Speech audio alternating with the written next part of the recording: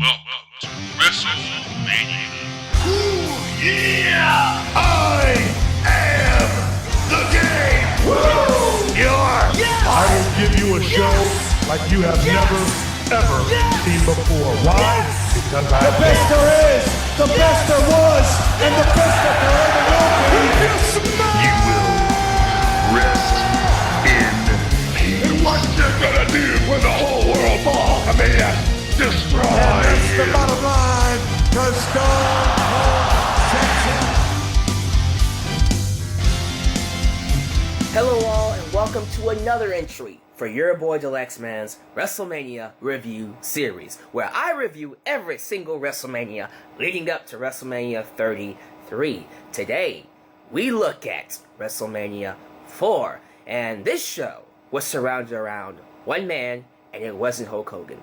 No, it was the Macho Man Randy Savage. Ooh yeah, freak out, the cream will rise to the top. Guys, this was the show where Randy Savage became a pinnacle in the WWF. This was the show where he became the man in the company. That entire ending, the entire celebration of him winning the championship, him celebrating with Hogan and Elizabeth on his shoulders, she has the title on her shoulders. It's a beautiful moment, a beautiful scene, legendary. One of the best moments in wrestling, and this is what the show is known for, that celebration. Because let's be real, everything else on it, not really all that noteworthy. I'm not going to lie to you. There were a couple of things on here that I will talk about that were, cool, but other than that amazing celebration at the end, this show was skippable. I'll give it a C. It was average. It wasn't anything bad, but it wasn't great or good. Something you would watch more than once. Some backstories to this show. This was in 1988. Those of you who remember the main event of WrestleMania 3, Hogan and Andre, they were still going at it. I think they had another match on main event. This is their second match. And in that match, apparently there was a crooked referee that cost Hulk Hogan the championship. And Andre the Giant beat Hogan and ended his 4-year-long world championship reign. As a result, Andre sold the belt. He sold the championship belt to the $1 million man, Ted DiBiase. Now, it should be noted that before this match, Ted tried to buy the belt from Hogan, and Hogan said, "Hell no, brother." And when Hogan said no, Ted got the assistance of Andre, and Andre, when he won the belt, gave it to Ted DiBiase. And then the money that he got from it, he used to go on vacation. Apparently, I think it was President Jack Tunney. Yes, President Jack Tunney stripped Ted DiBiase of the belt because that was wrong. You can't do that. And thus we have the 14-man tournament that we see here at WrestleMania 4. Now, Randy Savage going into this event turned babyface before all the shenanigans with the championship belt happened. It happened as a result of him facing the Honky Tonk Man, who is the new Intercontinental Champion, who beat Randy's opponent last year, who was Ricky the Dragon Steamboat. He beat him for the championship, and he held that baby for a long time. He held it longer than Savage did, if you believe me. This was the era of the long champions. It was not out of the ordinary to hold the belt for over a year, back in the day. Nowadays, if you hold it for a year, it's, oh my god, that must be one of the greatest reigns in the world. I still think about CM Punk holding the world championship for 434. Is it 434 or 454? No, 454 is, Honky Tonk Man, excuse me. He held that belt for a long time. But on a Saturday night's main event, Savage was attacked by Honky Tonk Man and the Hart Foundation, leading Hulk Hogan to come out and save him. The Macho Madness and the Hulkamania meet, and then we had the Mega Powers. Ooh yeah! He carried that momentum into the show. Runtime for the show was 3 hours and 30 minutes. This was nearly 4 hours long. Not quite 4 hours, but up to this point, the longest WrestleMania. As I said, it was in 1988. The exact date was March 27th, 1988. This was in the historical Trump Plaza, aka Atlantic City Conventional Hall, in Atlantic City, New Jersey. Yeah, this was our current president's former palace. The attendance was 18,165, nowhere close to their attendance last year, but it wasn't the arena for that, so I can't get mad at them for that. Commentary was still Gorilla Monsoon and Jesse Ventura. Now, correct me if I'm wrong, but these guys stayed on commentary until WrestleMania 7, if I'm not mistaken. We will see, because I still got 5 and 6 coming up. Ring announcer is still Howard the Finkel, and then the interviewer was Bob Uecker, who did the storyline where he was trying to meet Vanna White. Those of you who watch Wheel of Fortune, the lady who flips the letters, Vanna White. She was a special guest, a special superstar on this show. Bob was looking for Vanna. He couldn't find her. They couldn't meet. And then at the end of the night, where he got to announce the main event, he finally met Vanna, and then he kissed. Well, he didn't kiss her. She kissed him on the cheek. But he got a kiss from her, and it was one of the greatest moments of his life. He actually got a kiss from Vanna White. This was so 80s. This was such an 80s storyline, but I liked it. It was cool. Gladys Knight sung the national anthem. I'm sorry, when you have Ray Charles, Aretha Franklin, and Gladys Knight, it's kind of hard to get higher than that. I'm just going to run through the matches. We had an Invitational Battle Royal. Bad News Brown basically won, and he had the trophy. And then afterwards, we had Bret the Hitman Hart turn babyface and break the trophy. There you go. We had Bret Hart turn face in a random Invitational Battle Royal, which, of course, will lead to great things to come for Bret the Hitman Hart. But in terms of the match itself, it was okay. Brad News Brown. Who the hell is that? I meant to say Bad News Brown. Bad News Brown, not related to Bad News Barrett, was one of those talents you look at and go, why isn't he a world champion? He was a really good performer. They just never used him. Just never used Bad News Brown. That's unfortunate. Round 1, the first of the tournament match, was Hacksaw Jim Duggan versus the $1 Million Man. DiBiase wins with the assist from Andre. And that was the story of the night, too. DiBiase had Andre helping him out, helping him cheat during matches. And he's a heel. And Ted DiBiase was one of those heels, very classic heel, by the way. Loved Ted DiBiase. He was one of those heels who would use underhanded tactics, but he didn't really need to.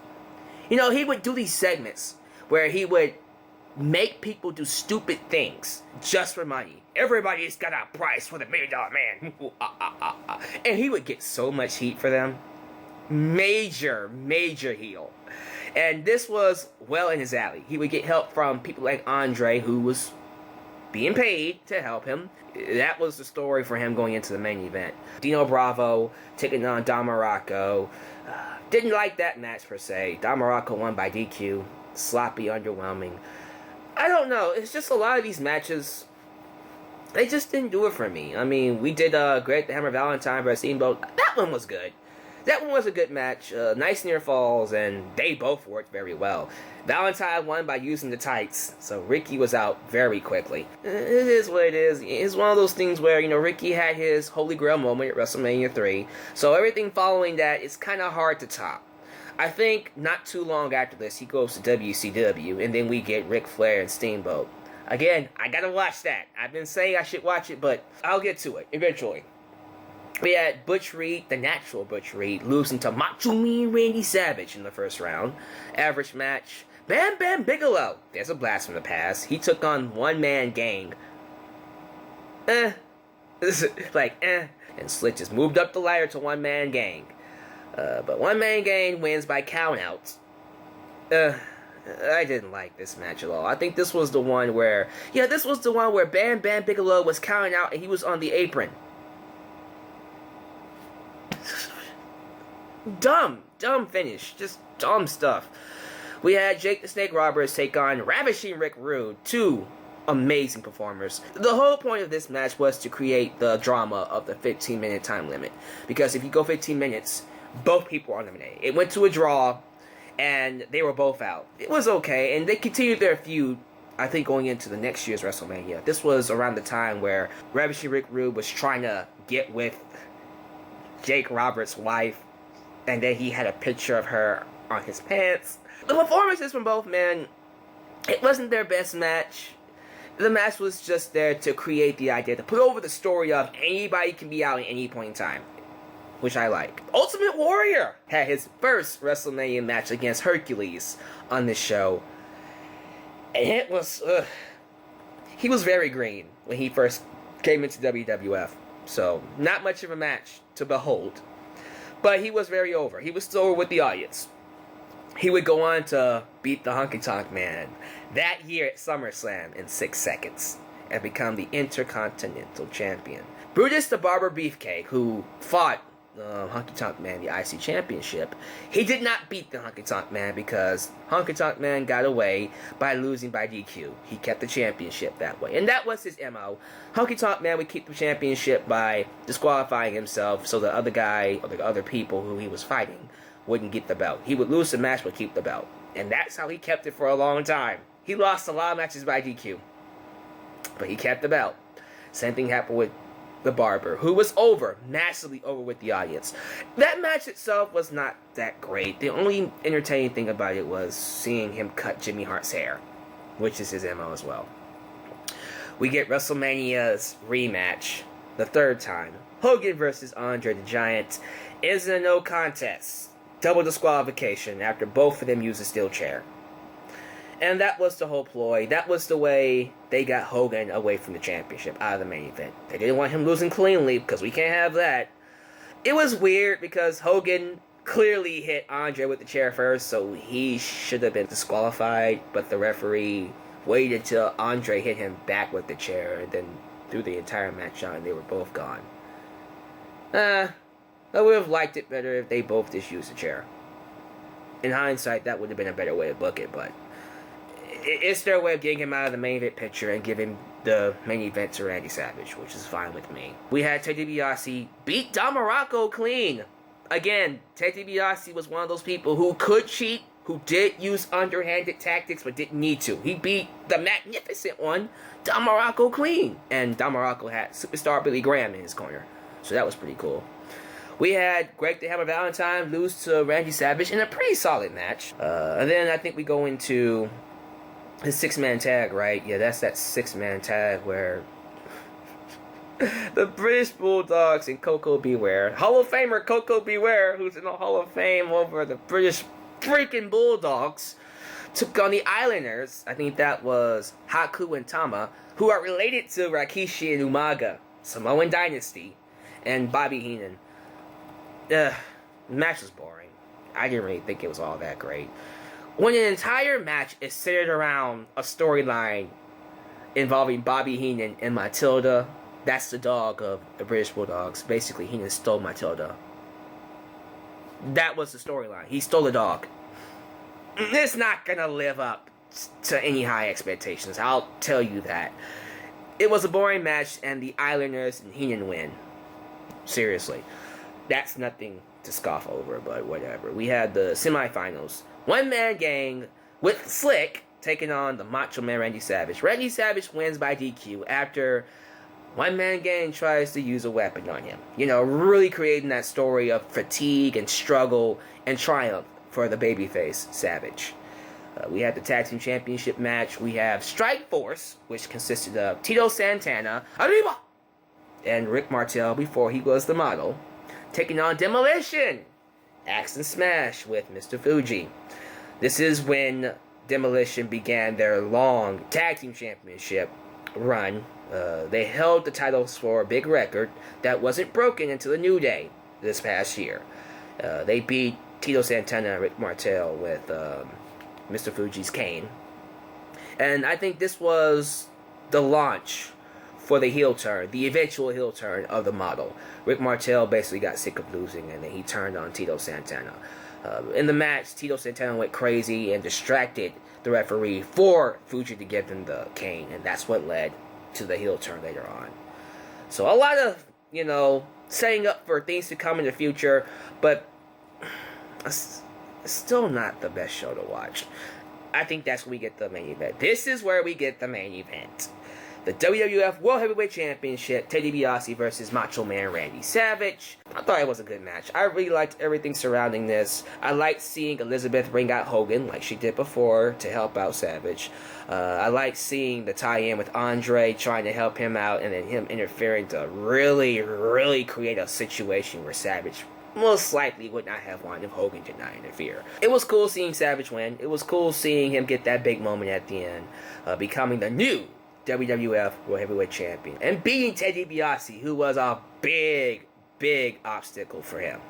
So, again, it was a WrestleMania that I would not watch twice, but there were a lot of good things on it. That moment at the end is what it's known for.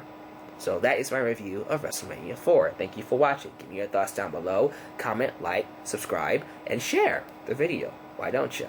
Like me on Facebook, follow me on Twitter, check out everything down below in the description box, as well as more entries from my WrestleMania review series. Thank you guys for watching. This is your boy, the Alyx signing off into the X-Man's World.